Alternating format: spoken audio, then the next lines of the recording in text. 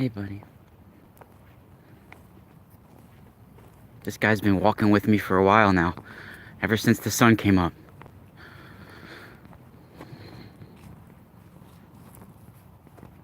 Let me see if he'll take an orange.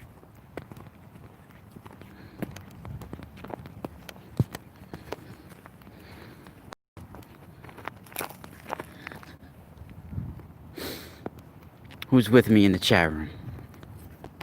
It's cold out here this morning.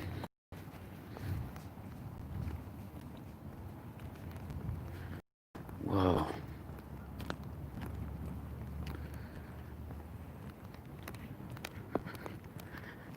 Good morning. I can't even begin to tell you guys how every day has been an amazing experience to be alive lately. Oh, you know what? He's already far gone.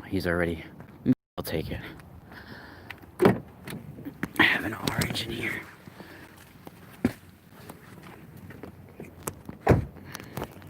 Smash that like button, everybody. Yeah, it's cold out here. Whoa, another one just appeared. That guy just came out of nowhere. Wow. I'll be on Leak Project tonight, actually. And I have amazing information to share with everybody. This might be the most important broadcast I've ever done. The last few broadcasts have been very important. Look at the rack on that guy. Nice.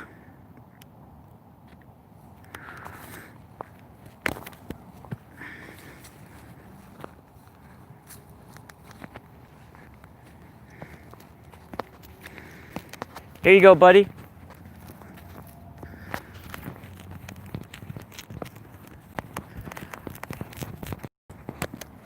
Yeah, no, I had to record. I wasn't even going to record because I was really enjoying my pure experience out here, but I figured I'd record a little bit. I had originally started it, and then I was like, nah, I'm just going to stay out here by myself, but let me see if they'll eat an orange. I don't know if oranges are good for them. It's a mandarin. Here, buddy.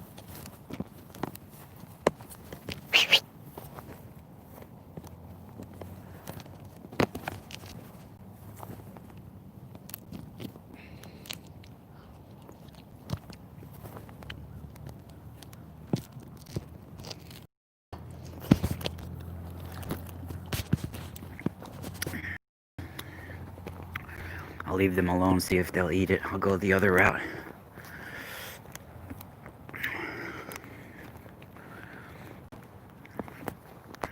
So how's everybody doing this morning? Who we got in the chat room? Let's give some shout outs. Jahara. Emily. Teresita. DM.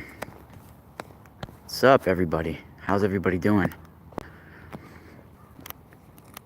Well, tonight I know we're recording it at 9 o'clock my time, around 9 o'clock my time, so he probably won't be posting it on YouTube till about 11 o'clock New York time. That's probably when it will be on YouTube. But we're recording it 7:15 Mountain Time, which is 9:15 my time. So we'll see. Wow, this guy's just peeping me now. Look at this. Staring right at me. Majestic.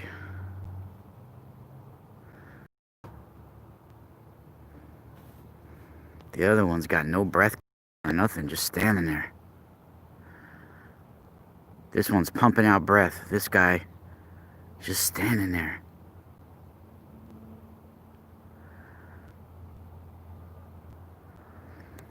And you guys know that, well, I'm going to try to explain it.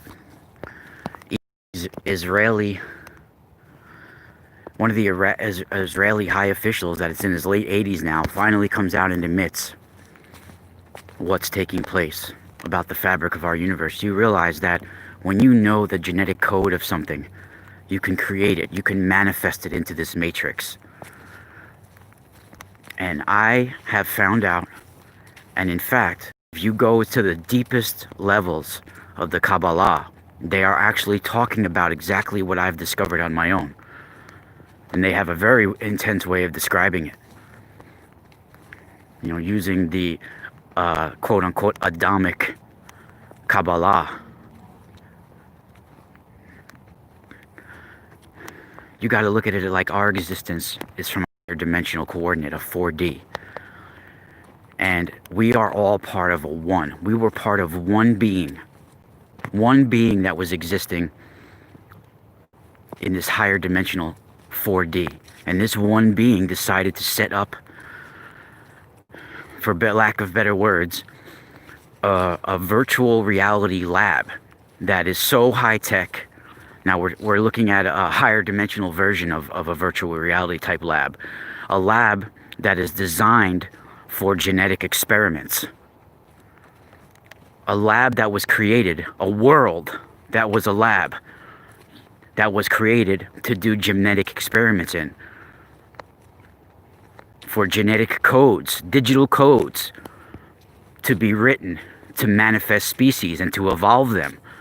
And the way that genes were brought into this lab was through comets and meteor showers. That's how they were transported throughout the multiverse from other worlds that were already constructed, other planetary systems. And our living system that we're a part of was part of an original higher dimensional genetic lab, hermetically sealed and all. But somehow within this quantum network lab, for lack of a better word, some sort of file appeared, a data file that the atom, if you want to call it atom, had to access. And when he accessed, it was a data virus that corrupted that system, and it crashed into a lower dimensional reality. Now we can't even fathom it from our 3D standpoint correctly. We can't even fathom the type of technology it is from our standpoint.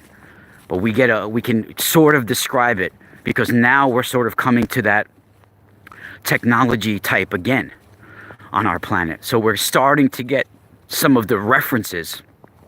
Some of that 4D is seeping down into our 3D, that data information.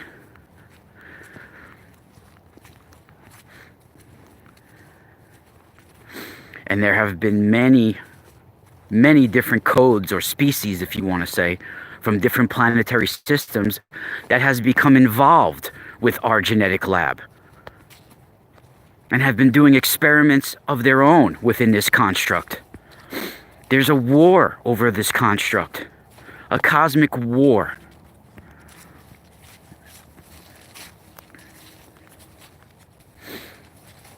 The veil is so thin right now, and once you know, quote unquote, they know. Thank you, Emily. And we have been coated with a cosmic sludge, I've said it, around our dimension, a cosmic slime that is veiling us from our true 4D. And we are getting coagulated and pulled towards the viral nature of this replicated realm. And the veil is so thin right now. Once you realize that it activates certain codes in our matrix, and if you're not able to handle this information, it is wiped from you. And if you are able to handle this information, you are open to it, and you are in the know, then you are contacted and groomed a certain way. Now we have something in Italian mysticism that's very interesting that I need to bring up. We called it the Capinera. Now what is the Capinera? Capinera literally means in Italian, men in black. Now, this is not a modern day phenomenon. This has been happening for thousands of years. And in fact, I'm pretty sure I can explain it the correct way, for as far as I know, what it is, what they are. The future of our race has set up codes that can time jump, that can reach certain specific coordinates on our harmonic grid, certain specific coordinates at certain specific events where there was either crucial information stored at that spot, or some sort of harmonic energy grid is that spot, or some sort of person would be at that spot alone at a certain given point in time, or a person has access to certain knowledge at a certain key point in time, where these codes, if you want to call them, that activate as different things within our matrix. They can activate as a bird, they can activate as an animal, they can activate as a man. They come back in time jump to certain moments, and they are seeking out people who uncover some of the stellar mysteries that are encoded within our DNA. And when certain people come upon certain truths, it activates them in the system. This is what the Capinera are, the men in black. And for hundreds and hundreds of years in Italian mysticism, they have been reporting the Capinera. People that are hereditary shaman, hereditary witches, hereditary mystics that have activated certain information or achieved certain genetic abilities within their life. A lot of them would also be like loners and out in the woods by themselves, you know, pulled towards the occult, pulled towards the ancient mysteries, the ancient secrets. They would get visits from what they would call the Capinera, and they would always be clothed in some sort of black outfit that coincides with that period of time, or tries to coincide with that period of time in some way. Back in the day, in medieval times, these Capinera would appear in the woods to certain shaman, certain Italian mystics.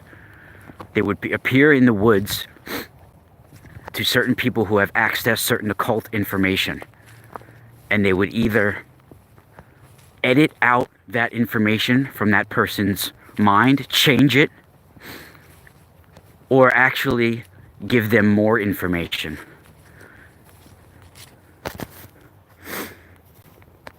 And they're not time jumping looking for riches or gold and things like that for that reason. They are time jumping looking for sacred artifacts. And they actually can change certain words. They can change certain things. They can edit certain things. And they were made for us. Oh my God, Jahara, thank you so much. That helps out so much. You have no idea. Not many people support through donations when I give out some of the most mind-bending information that's out there. Thank you so much. And I do believe the Capinera were a code made by humanity, the men in black. Some people cannot handle the certain information, and I do think it was a code set up that can help change the course of history. And like any program, some of them can be viral of nature. So some of these quote-unquote Capinera men in black can be out there giving corrupted data.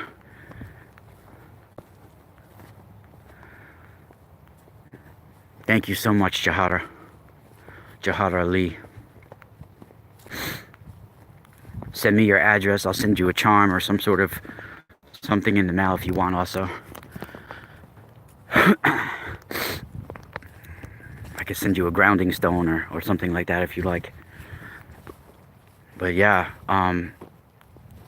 the veil is so thin right now because we are at a harmonic alignment, a harmonic convergence.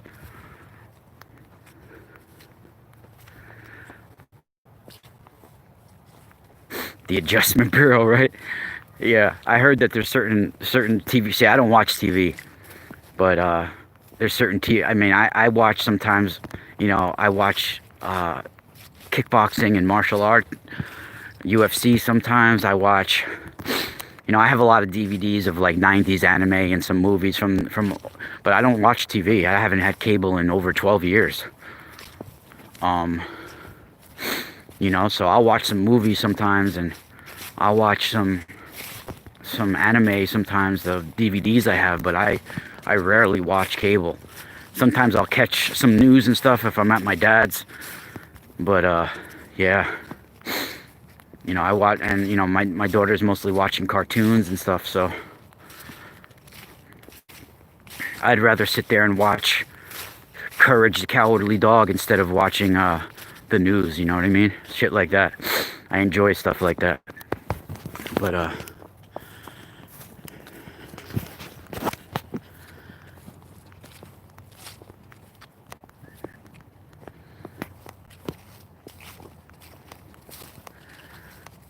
Beyond the Spectrum's in the house.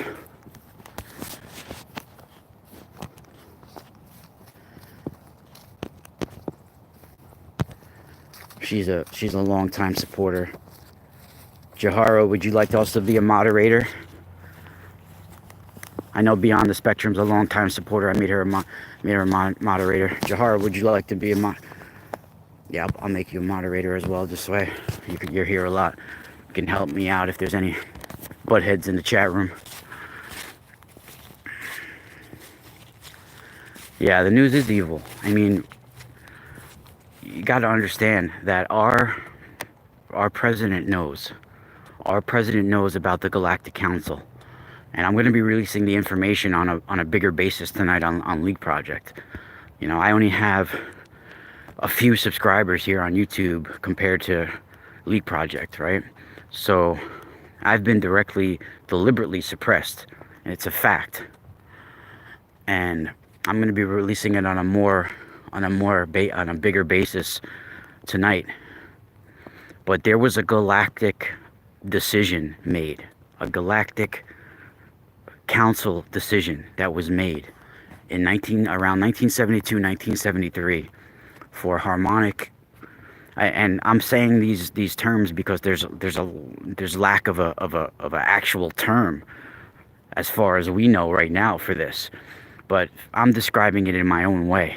There was harmonic on our harmonic energy grid. There were these quote unquote light code installations made that keeps us that makes a certain frequency that keeps us in the dark, that keeps us shut off from certain things. And part of, you know, we are all genetic experiments. Even what they call Bigfoot or Sasquatch. Sasquatch is used as a collector. He's used as a collector and a messenger. And they were making installations on our planet, on our harmonic energy grid. And a lot of times, there were specific details in certain sightings.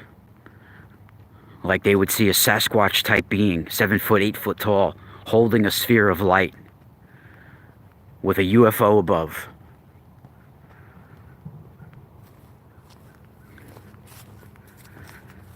Same thing was happening in the Hudson Valley. Certain cloaked beings would appear, and they would be holding a sphere of light. Throughout Pennsylvania, places like Chickies Rock, throughout 7 counties, there was a wave of these sightings in 1973 in Pennsylvania. And these Capinera type beings have visited me and even told me to let Stan Gordon know that he would find it, you know, it would help him with his work if he's willing to listen to me. He's somebody that's been researching this stuff since the 1970s. And he was trying to make connections between all of this.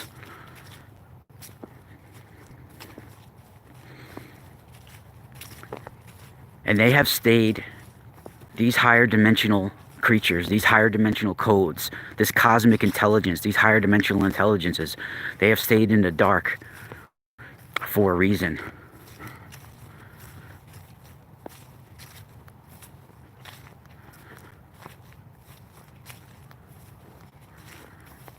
And the time is coming where much will be unveiled. They have been using telepathic transmissions to contact certain people on our planet to get us ready. Yes, it's actually on our harmonic energy grid in Pennsylvania, just like in the early 1980s. It was happening here in the lower Hudson Valley. Even in 1973, it was happening a lot of different places. That's the year of the famous UFO abduction of Pascagoula, Mississippi.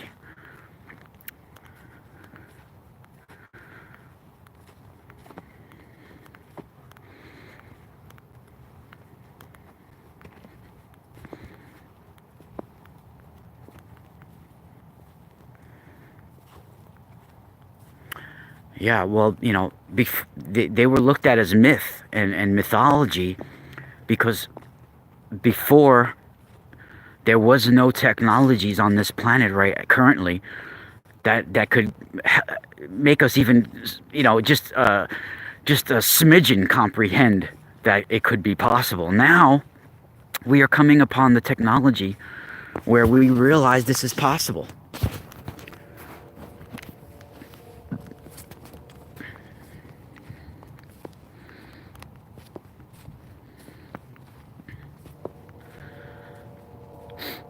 Even one of my buddies, Steve, that I talked to, he's also had similar dreams of slave camps. And I know on other timelines, on other dimensions, I've been involved in being in some sort of slave camp. We're in a sort of slave camp now in this dimension, right?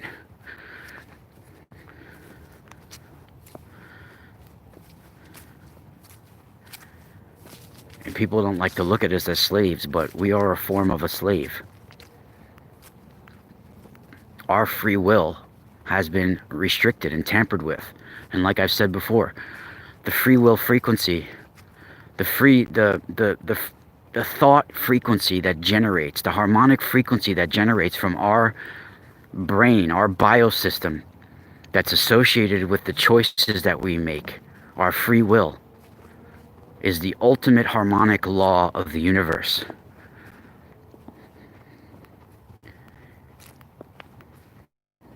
And that has been violated.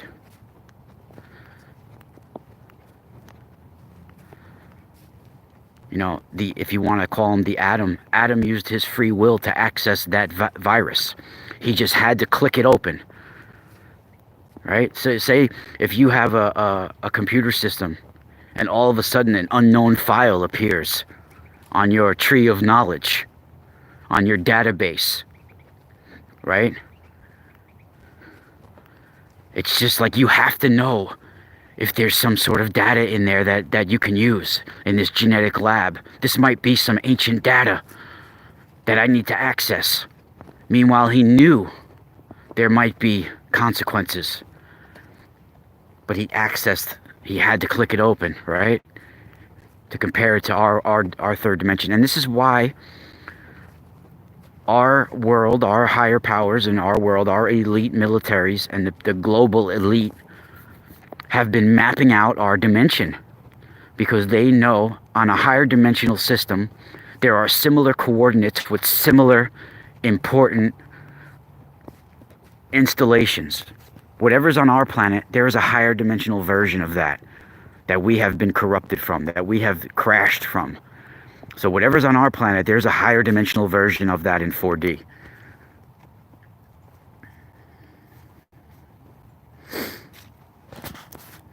Yeah, well, I've tried to explain this. We have been tricked in a way. We have been soul contracted.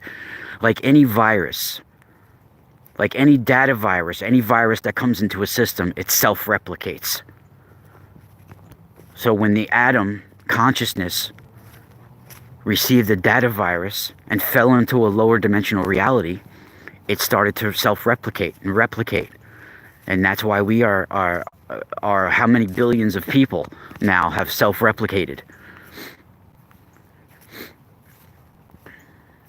And we have made soul contracts with other living systems that have already gone through an ascension process to help deal with the virus, to help deal with the negative thought form patterns that have corrupted our virus, our reality.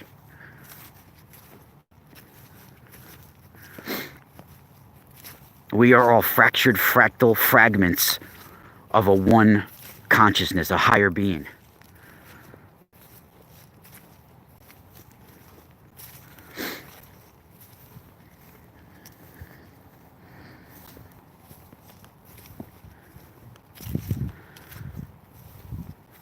It's pretty intense.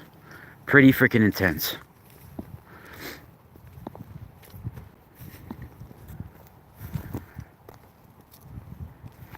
Yeah.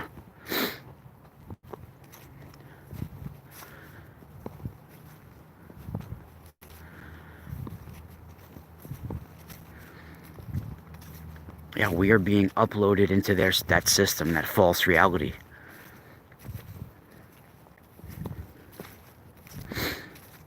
The technology that we are interfacing with is a replicated version of our true higher dimensional abilities. Like I've said before, why would we need telepathic communication when we can instant message each other? It's another skin that's being added, another soul coat that's being added, but a trick. The moon is a high technology that was brought here and constructed to separate the waters above from the waters below. Literally. It keeps the flow of this water world going. The time. There would be no time in this dimension if it wasn't for the moon.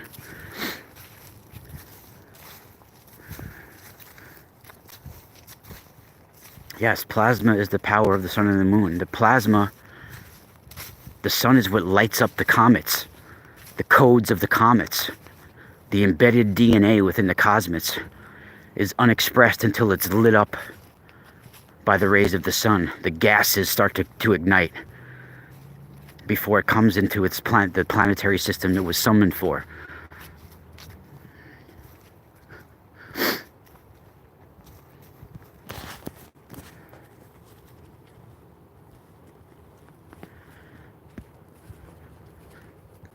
The moon has literal camp colonies that are mining. Literally. I'm not the only one to come across this.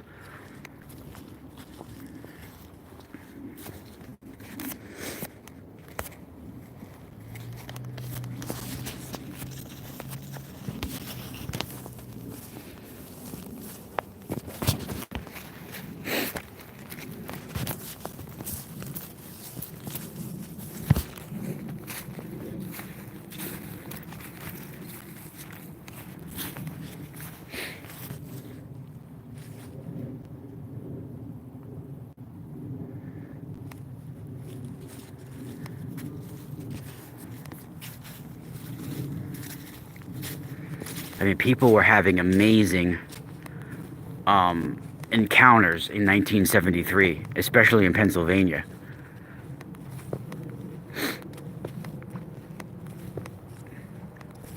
And I do believe it's directly related to what people call the Capinera, and they have messengers. The Sasquatch is an interdimensional genetic experiment. Even in Pennsylvania, near Chickies Rock area, they have something called the Apple Twitch, the Apple Witch. These little primate type beings, and they have bigger ones too. That would steal apples from people and retreat back to the trees. Chickies Rock is another spot on our harmonic energy grid in Pennsylvania. This is a giant quartzite mountain, a huge slab with a 100-foot drop. People commit suicide there all the time.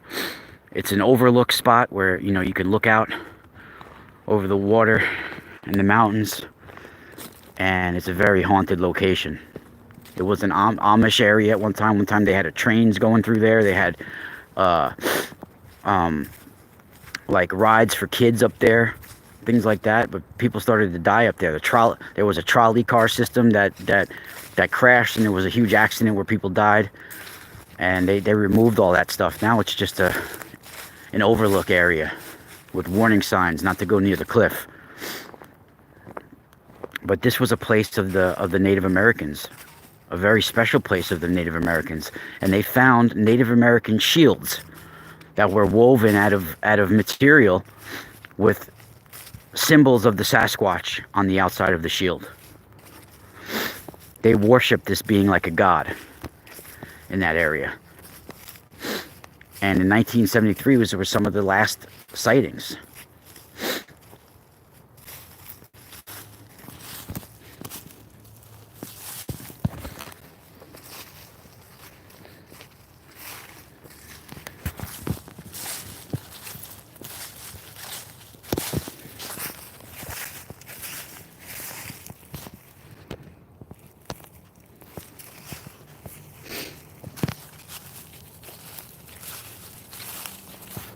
Yeah, well, you know, I've pretty much, and I had astrobiologists on my show to prove it, I've pretty much shown how viruses, disease, and life is seeded from space. It's seeded from other worlds here. It's brought to this genetic experiment lab through comets, through meteor showers.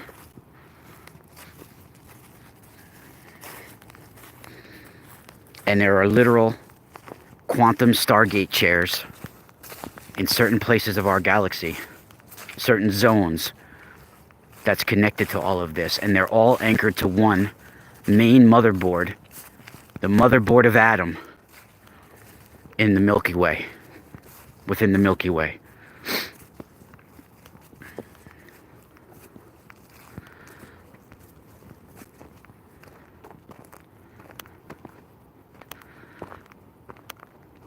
It's like a super advanced quantum higher intelligence. I've been talking about this for years. It's getting more clear every day.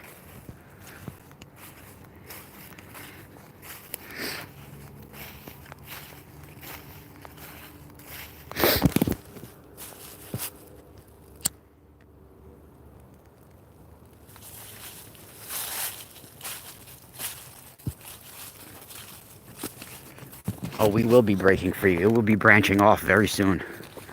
I think, you know, we're just stepping into this now in 2020, but within the next 150 to 200 years, there will no longer be a 3D like we know it on this planet. We are at the cusp of a transformation where 4D is absorbing 3D.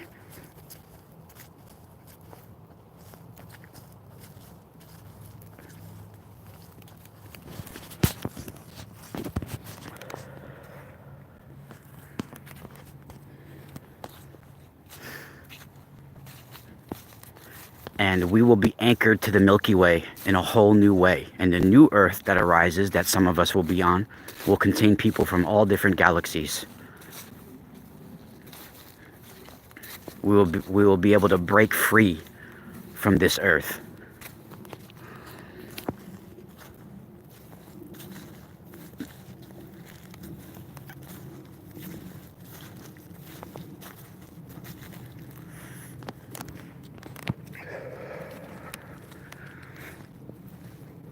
Who's lighting it up with me? The morning sunrise, the morning blaze.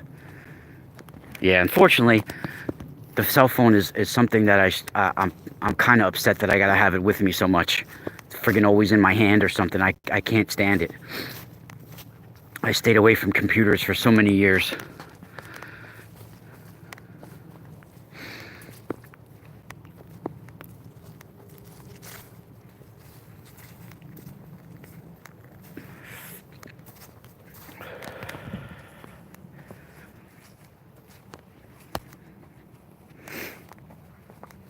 Yeah, that's why we are in such a time of data. We are in a realm of data.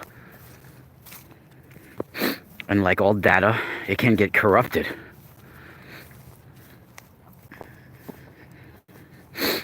And, you know, stuff that looks like mythology and myth, we're just starting to understand what they were talking about now.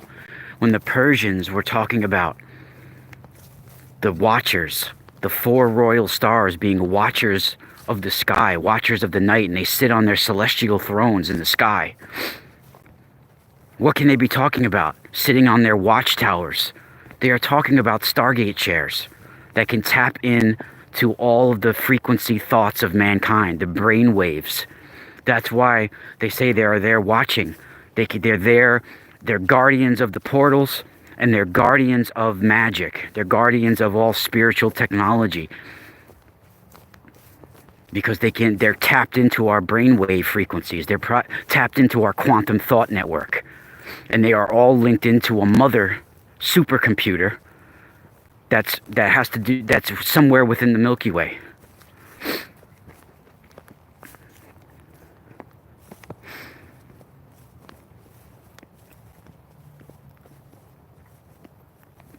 This is why they talk about in the Kabbalah and all different places that the highest order of archangels are given these celestial thrones. And they're all linked to the main throne of God, which I know is in the Milky Way.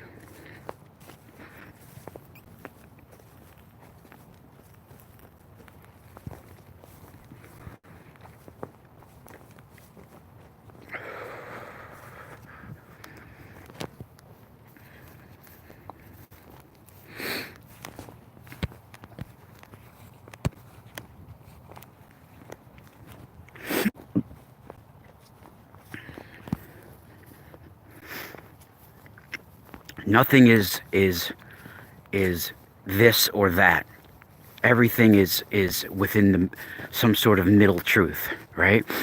This is like the only way you can find that middle truth is by superimposing one thing on another. I think they would call it like coherent superposition within quantum physics. Right? When you superimpose one thing on another, you can find a truth within the middle.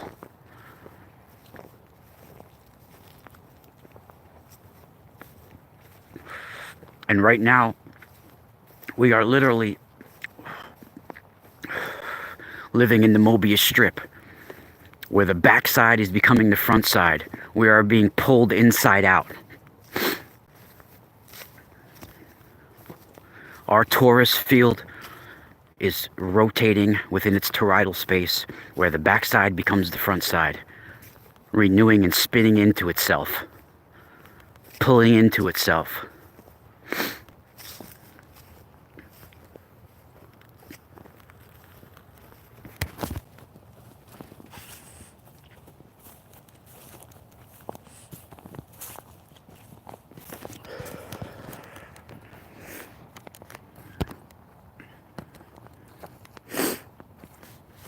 Spiral out. What's up, Zinuru? Let's give some shout outs. What's up, Woke in Southern Cal? In SoCal. Peace of Mind, what's up? Jahara Lee, what's up? Zalsami, Teresita, Beyond the Spectrum, Brian Daniels, what's up? Carla Hernandez, what's up? Open Your Eyes Awakened, what's up?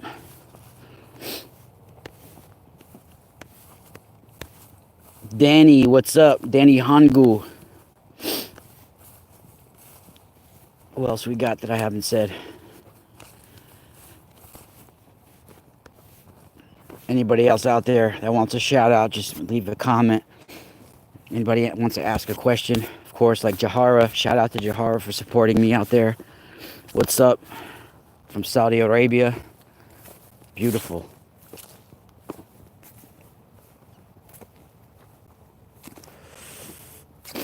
Gary, what's up, Gary? His name is Gary. He's sort of hairy. He knows this girl named Sally. Gary. Gary, you know a girl named Sally? I feel like you do. And I know you're kind of hairy. Woo!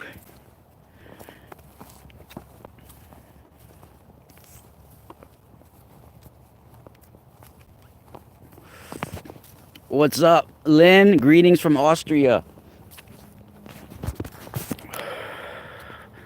I have a good well, he's not really a good friend. I know him through, working with him. I did some remote viewings on locations that he was doing archaeological digs at, and I've had him on my show before. So he's kind of a friend, maybe like a colleague, I guess you could say.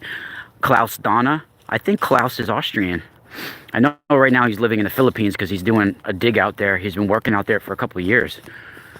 But I think he is Austrian, if I'm not mistaken. Klaus Donna. He's a good dude, man. I like Klaus. I gotta have him back on my show again soon.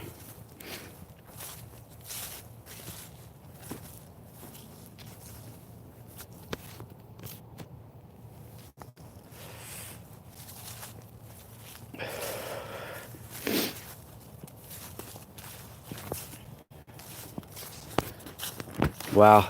Yeah. Well, when they had to operate in 1987, they had to operate on me to save my life. I had gotten not only a bad concussion, but I had gotten kicked in the testicles so hard that they like kind of spun around each other, and a black tissue had formed in one of my testicles, and it was cutting off the oxygen and the blood flow, and I blacked out. So they had to operate on me to save my life. They had to literally cut open my testicle and pull the black tissue out. And while I was on, I don't remember even blacking out. What had happened was, I used to, even though I was only 10 years old, I played what they call travel soccer, where like the best kids from your county, in your area, the year that you were born, would play against kids from other counties, the best kids from other counties. So like the travel team coaches would scout out kids at the rec league on Sunday morning, like on Sundays, where the whole town would have a recreation soccer league. So the travel team would scout out all the best kids at these rec games. So when I was younger, the travel coaches approached my parents. It was like, we'd really like to have your son try out for our travel team. And so I tried out, I made it. My parents had to pay like $400 for a jacket and uniform and all this stuff, right? And that was a lot of money for 1987, but so I was playing on this travel team. It was pretty high, for that young age. It was pretty high competition, the most elite competition I can have for that age, in fact. And we were playing against this town from Jersey called Thistle, where it was all these kids that were just like, they weren't born here, they were born in Ireland, and they were used to playing out in cold rain weather. Really rough kids, a lot rougher than most of the kids on my team. But I was a rough kid as well. I'm a very scrappy person. I've been in martial arts and kickboxing and all that my whole life. So I was a really scrappy kid, very energetic. And I was the sweeper, which is the last guy before the goalie, which many people see in rec league, they put the sweeper as the worst put the worst kids on the team in the back on defense. Well, it's not like that in real soccer. They put the captains as the sweepers usually, and some of the best players on the team are usually at the sweeper or the center striker. It depends. Even halfbacks, doesn't matter. There's great people all over at high levels, but I was one of the best kids on the team, and they put me on sweeper, which is the last person for the goalie. You got everybody in front of you that you're in charge of, basically. You're directing the field. So there was somebody that was like almost getting like, there was like a type, and I was trying to cut him off and slide tackle him from the side, but I couldn't. And then like something happened where he stopped, and he was gonna like set up to take a shot, and then like all of a sudden he broke out to the right hand side, and then he like went to step into a shot and kick as hard as he could, and I jumped in front of his kick, and the ball and his foot got me underneath the cup as hard as he can, and I was in midair because I like jumped up. So he kicked me in the balls in midair, and then when I came down right on my head, because I, like, in midair when I got kicked in the balls so hard, my reaction, I think, with my arms was to like go towards my balls and my arms. So like when I was in my way of falling, I don't think I tried to brace myself at all on the ground. So like I just immediately hit my head on the ground. So I had like a concussion, and this, kicked in my testicles so hard. And, I was out on the floor for like 20 minutes. My parents they didn't call the ambulance. My parents were going to bring me directly to the hospital. So like it took me a while to get me in the car. And then when I got in the car, we were on the way to the hospital, and I started begging my parents, I don't want to go to the hospital. I only got kicked in the balls. I'll be fine in a little while. I don't want to go to the hospital and take my pants down. I was embarrassed. I didn't want to go there and take my pants down in front of the nurses and all this, right? And so in the car, I kind of talked my parents into, let me go home. I'll be all right. Let me just lay down for a little while. So my dad was like, he'll probably be all right. I've gotten kicked in the balls before. It goes away after a while, right? So we went home, and I fell asleep. I went to sleep, and that was a Sunday. The next morning was school, Monday morning, and I don't remember any of it. My classmates had told me later on. It was actually a big thing. I was out of school for like a while. Even the classmates were like sending me letters in the hospital and shit and signing it. Like I still have some of the letters from all those years ago. But look, those deer are waiting for me now. They did eat the orange. So like they had to operate on me to save my life, basically, right? So I went, the next morning was Monday, and I went to school. Like my mom, like I got up with a stomachache, I think, and my mom was like, I don't think she like realized that it was from my balls.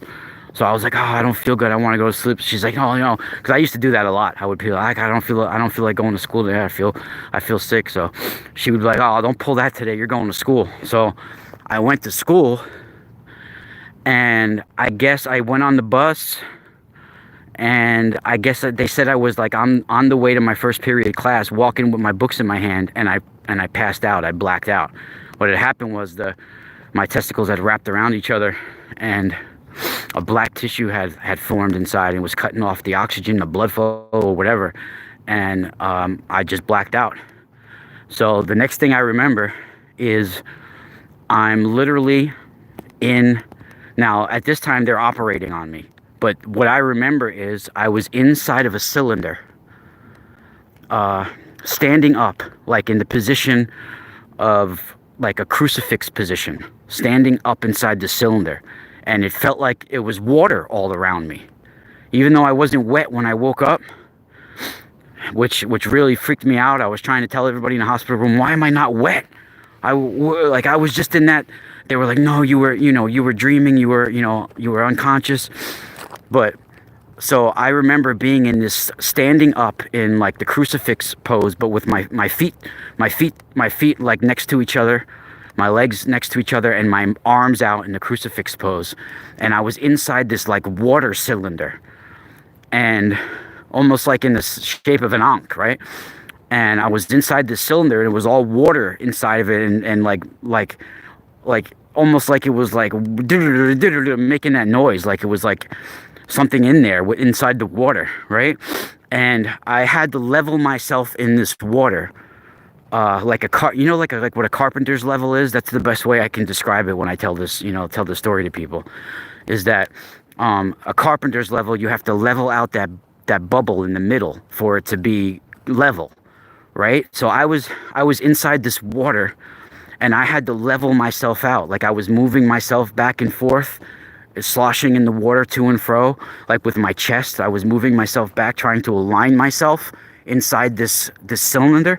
And when my arms, my legs, and my head were aligned inside this thing correctly, and it like leveled out, I woke up on the operating table with my legs open and my arms out. They had both of my arms in with needles in them, hooked up to whatever, and both of my legs were out because they were operating on. So I was in that pose when I woke up too, like on the operating table.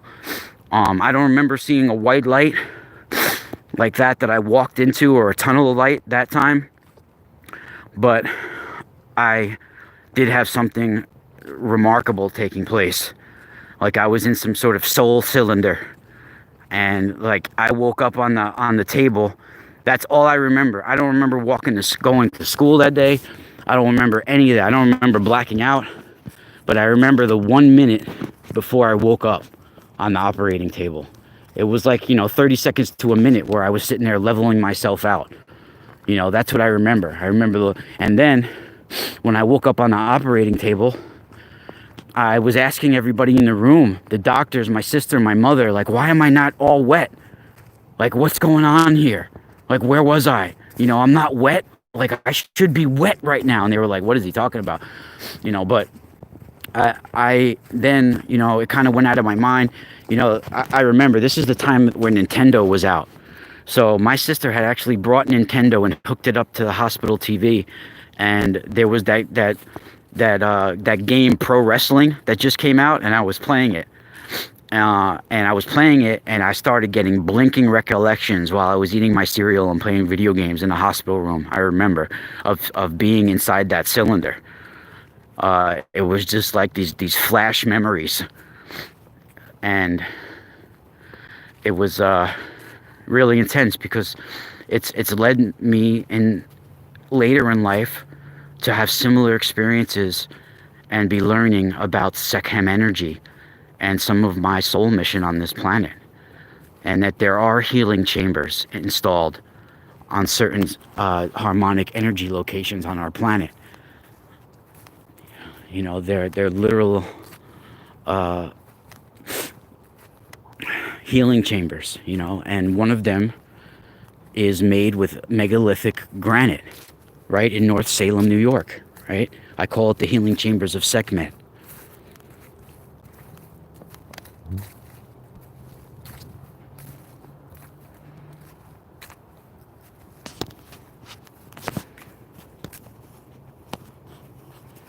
Yeah, I don't know who came up with this whole idea of med beds now that they came out, but there is technology similar to that out there, for sure. And I don't know. There's some girl that some people keep asking me about for the last year, and like she is talking about stuff that I've mentioned before, way before she ever talked about it. So I don't know if she was tapping into the same downloads I'm tapping into, or she's just influenced by other people and talking about it. I kind of had a weird vibe about her, so I don't really watch other people too much, to tell you the truth. There's people that have gotten jealous of me and was like, oh, I've talked about that before. And, I come to my things my own ways, and I get influenced by certain people that I've read books from, and I mention them on here. But like with my visions, the reason why I end up finding certain authors is because of my visions and certain things that I've seen. Then I start to dig in those categories, right? I start to look for other people that have had similar experiences like that. So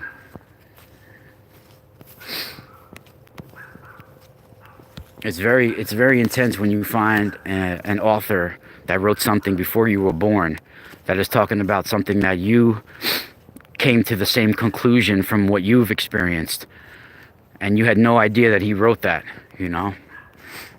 That's really amazing. I'm starting to get cold out here now.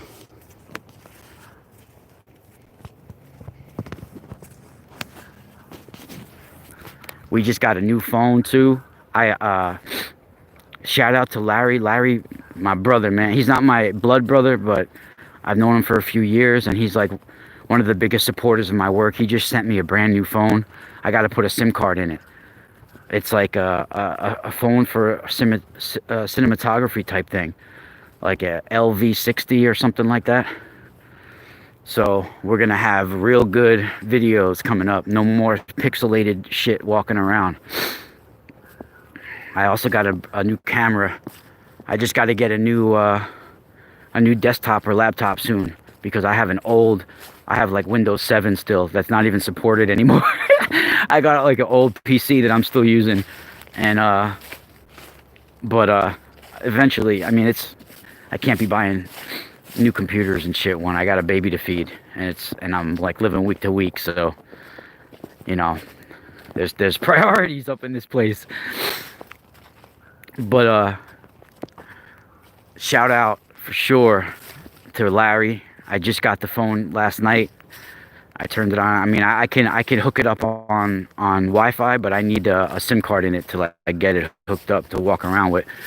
I don't know if I could transfer this one to that or not, but I'll figure it out. But that camera is amazing.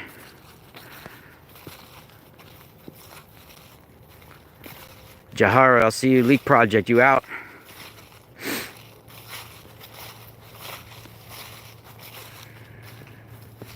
Thank you, Jahara.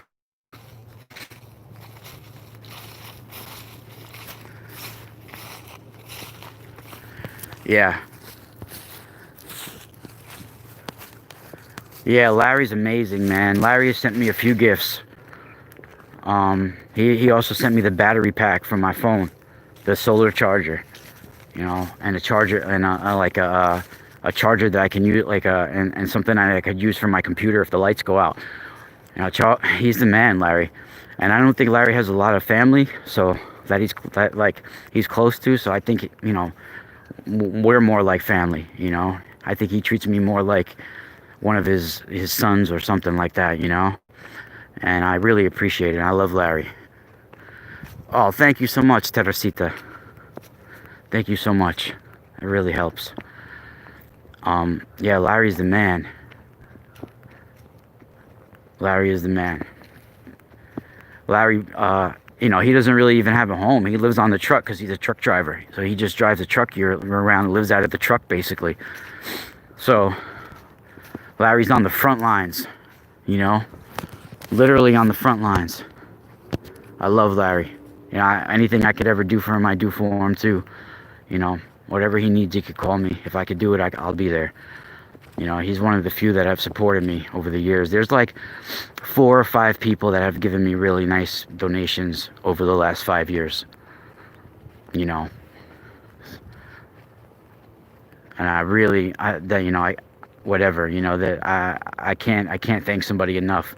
I hope they understand how much I appreciate that, and it really does help, because I literally risked everything with a newborn baby. You know, I was working a job where I was stagnant in, you know, and I wasn't getting any pay raise, and I was barely making, you know, I was taking home, like barely taking home $1,000 every 2 weeks. I wasn't making anything really that much. You know, I was making like 19 an hour, 20 an hour, but like with the hours I worked, I was making like 600 or 700 a week, and then they paid us every 2 weeks, and the taxes they took out were ridiculous, and I would get like $1,000 every 2 weeks. Right? So fucking, I got into a fight with my boss after working there for, you know, 6 years or so, about, you know, like I deserve more. Like, you shouldn't be getting on my butt about other people's mistakes, and you'd be like, you know, saying how good of a job I'm doing. I was doing like the job of 3 people, and we got into a fight, and he threw me out, and then they wouldn't even pay me unemployment. So instead of me getting another job like that, I'm like, you know what? I'm just gonna do what's calling me. This is a sign. And I started doing the tensor tools, the crystals, and doing readings on a more regular out, because I was only doing readings like a couple of months before. So I'm available to book them at any time. You know, sometimes I won't get any for a while. Sometimes I'll have a lot throughout 1 week. So now I'm available to book them, you know, all the time if anyone needs. So I took a huge pay cut Huge pay cut. We're struggling. We don't even have our own place right now. We had to move in with my mother-in-law for a little while, which is pretty rough, you know. So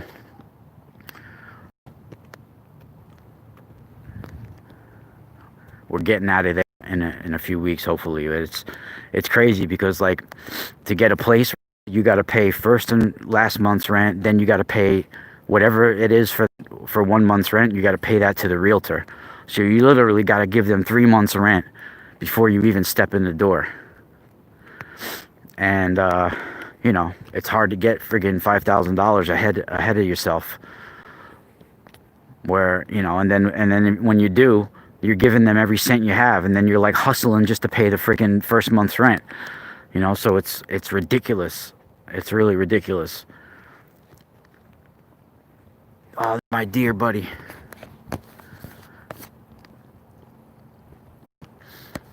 Yeah, it's friggin' insane.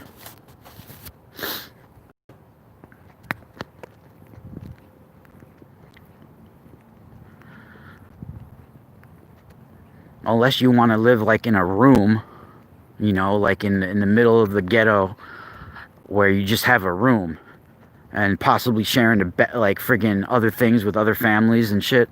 I can't do that, you know, right now. I can't do that with my family unless we're forced to.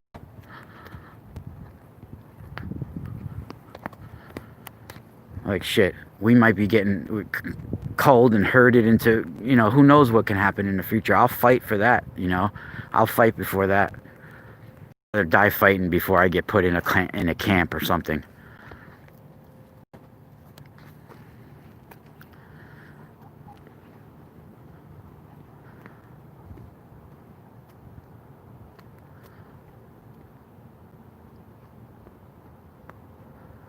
Yeah, you know what? If I found a way to buy a nice, like, big enough camper where we got a kitchen in there, and we got a bed for my daughter, or like a little space for my daughter, and place where I could put my books and my guitar, and a place for like my wife and me to have like a computer set up,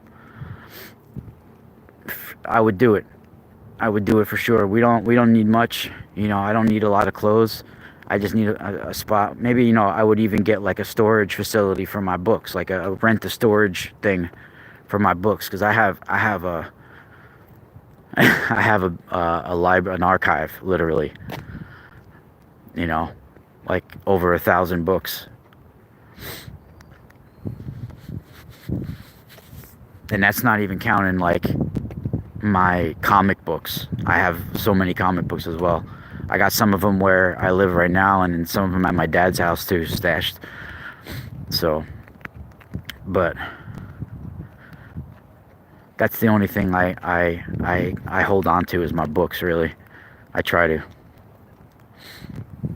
I mean, I've given some to people before, but like,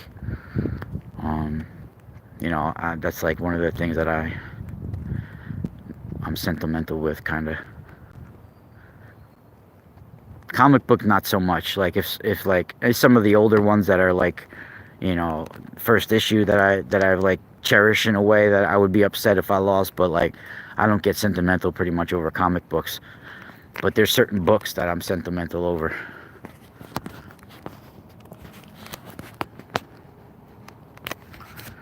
Wow, I'm tired of holding this phone too. We've been live for a while now. How's everybody doing out there? Yeah, it's panic, man. People, it's all about fear. Everybody's being culled by their fears, and it has to do with, I'm telling you, it has to do with the frequency on the planet, and it has to do with the virus. The virus is meant to break us down. It's part of breaking down the human race to build us back up. It's related to a cosmic virus. It's related to the data virus. There's deer all around me right now. They're on all sides of me. Everywhere.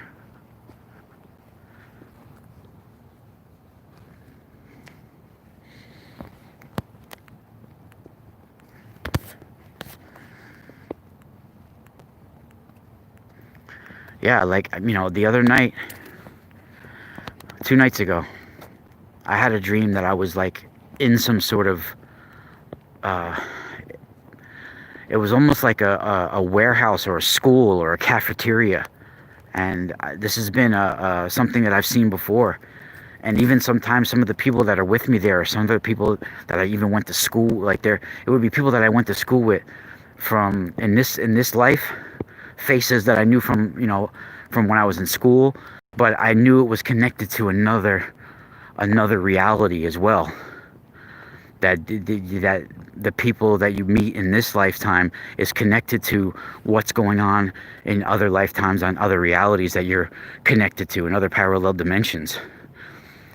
And we were inside, like sitting in this cafeteria table, and we were passing bags of all of these like baggies of all these stone, like special crystal stones that were inside of them, and they were like really lit up with special colors and everything. And inside the bag there was like this little black dagger type thing in one of them. And the guy next to me, which I recognized from a kid I grew up with, he was looking at the bag and like showed me, like, look at this little black thing that's inside it. And he was gonna open it up and take it. And then all of a sudden someone came from behind and threw like a, what's it called, like not a baggie, a hood type thing over my head so I couldn't see, and grabbed me. And while this is happening, I shook myself out of the dream. I was sleeping, like, and like when this thing was thrown over my head, like, and everything went black, I started, right when that was happening, I shook myself out.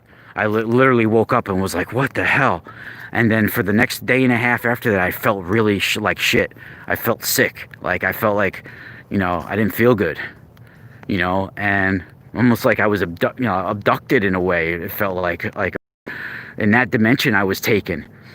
And then I felt really sick. And then I started to get downloads of information. And it led me to even realize I needed to tell this guy Stan Gordon something about the 1973 investigations he was doing.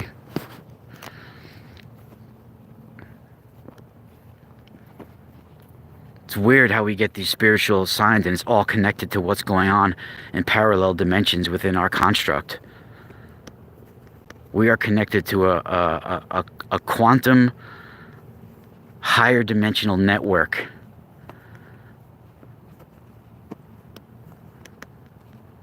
A lab of creation.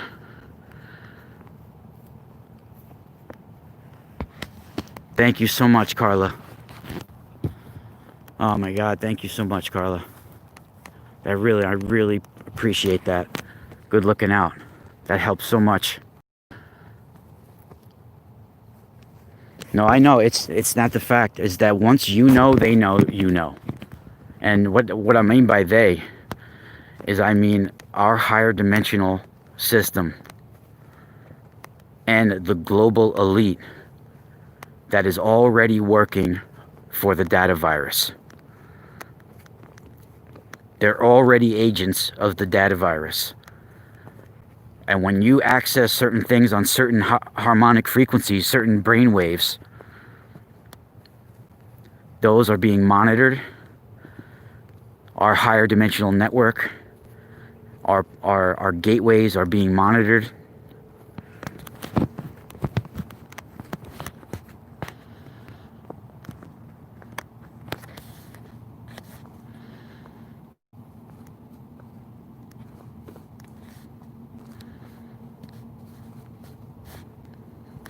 It's not that even that they are after me. They find it amusing that some of us are talking about this stuff. But I've been contacted almost as a heads up not to view certain things, because they will catch right on to your fingerprint, your I call it fingerprints of sleep, your sort of telepathic signature, your trail within that higher dimensional network.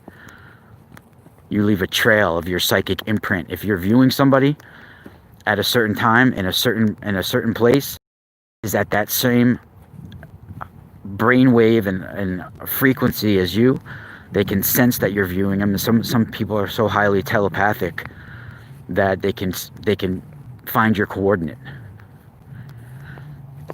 And I was just flirting with this is very interesting because it took me over, okay, I started first remote viewing like the moon, I guess like around 2009, right? But just for fun, kind of. I wasn't really getting where. In 2015, I started reviewing the moon on a serious basis, where I was looking for coordinates throughout the moon, aiming for different places that could possibly be on the dark side of the moon, and throughout the whole moon, right? And I had a little notebook log that from 2015 till 2020 I started recording it down, and it took me over 2,100 or something tries to get a hit that was significant. And within a couple of days of me getting that hit, I was visited. And I also, at the same time, I was flirting with the fact of trying to remote view a place in upstate New York here that there's a supposed underground base. Now, it's a stupid thing, but I've been told, and I wasn't for sure. And I know I was looking to see if it's in certain places on our harmonic energy grid where these installations are, right? Certain key energy spots in New York State. And for me, researching like the megalithic dolmens and the stone chambers, I started looking into different areas and remote viewing different areas of our, Hudson Valley and upstate New York. And I came across a place that it felt like there was an underground installation there, and there was some sort of protection veiling it. And I can't give you the exact coordinates on here, but I will tell you that it is somewhere near Greene, New York. And there's actually a lot of prisons in that area as well. And I was kind of like warned not to even go there, like with a psychic viewing, not to even try, because it wouldn't benefit me in any way, even if I did get what I was looking for. And it was understood, and they also find it pretty amusing, some of the things that I talk about. So that's pretty remarkable that there are literal telepathic agents that are connected to this area. Of course, we have West Point right near me, as well. There's a lot of things. There's a lot of helicopters always overhead. And I know this place that I'm talking about, Greene, New York, it's a couple hours away from me. But there's a harmonic energy grid in our, on our world. Our universe is definitely built on a harmonic energy grid, are absolutely built on it.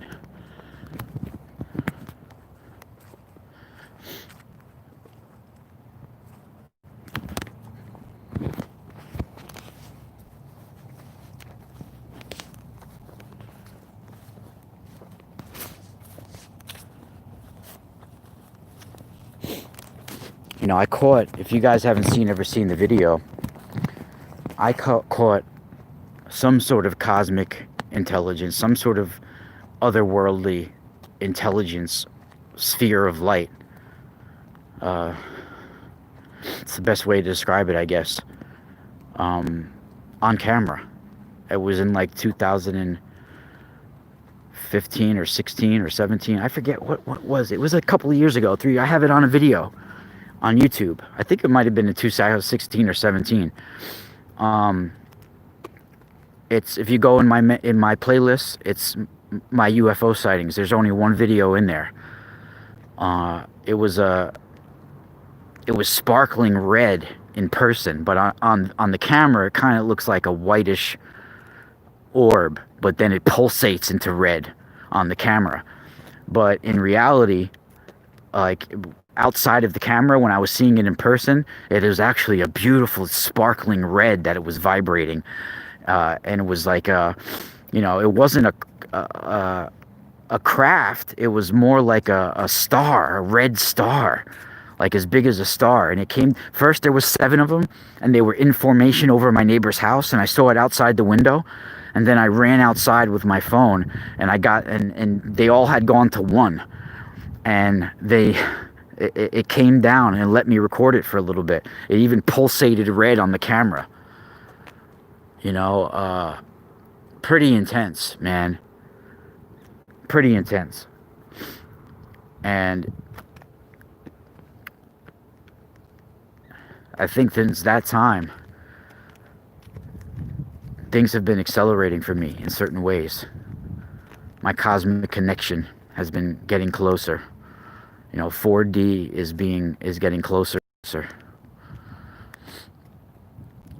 Yeah, I don't know if you can call it a tall white that I encountered at the casino, because it wasn't she wasn't tall. She might have been younger. She looked like she could have been maybe 6 foot. Maybe 6 foot, maybe 5'11".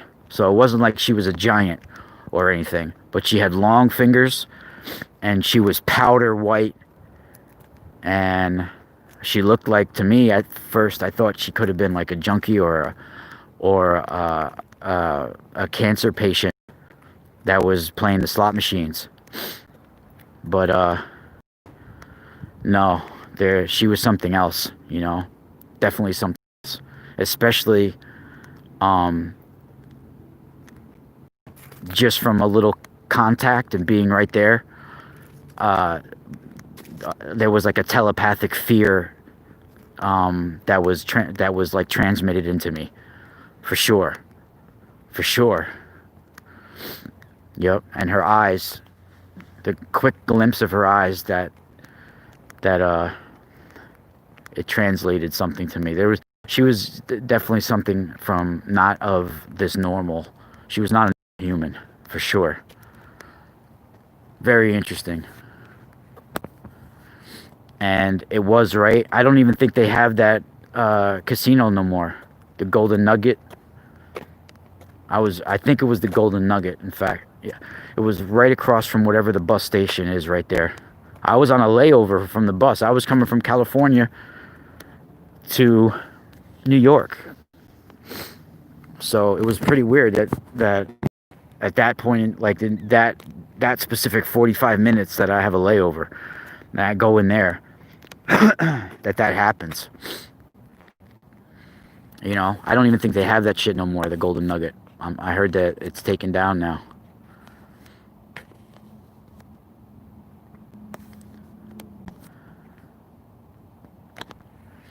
Even if, I don't know if that's what you could call her, a tall. I mean, that's what that guy Charles Hall calls them.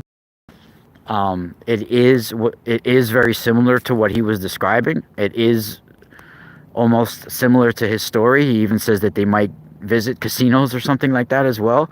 And it was at an oddball hour, like at a labor. I think it was like at 1 or 2 in the morning or something like. I don't even remember. It was like in the middle. I think it was in the middle of the morning. So, thank you guys for joining this morning. I really appreciate it. Everybody who donated, thank you so much. And Spiral out.